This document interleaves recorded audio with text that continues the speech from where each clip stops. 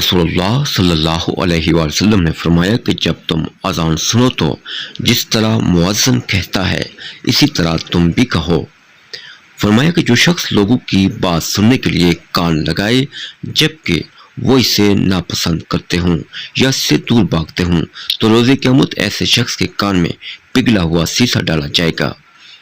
फरमाया कि बेहयाई जिस चीज़ में भी हो उसे बदनुमा कर देती है और हया जिस में भी हो उसे खुशनुमा कर देती है।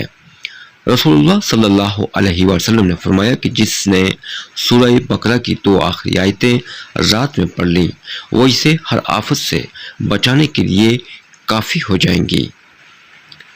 आमनर रसूलु बिमा उनज़िला इलैहि मिर रब्बिहि वल मुमिनून कुल्लुन आमन बिल्लाहि व मलाइकतिहि व कुतुबिहि व रुसुलिहि ला नुफर्रिकु बैन अहदिम मिर रुसुलिहि व क़ालू समीना व अताना गुफ़्रानका रब्बना व इलैकल मसीर।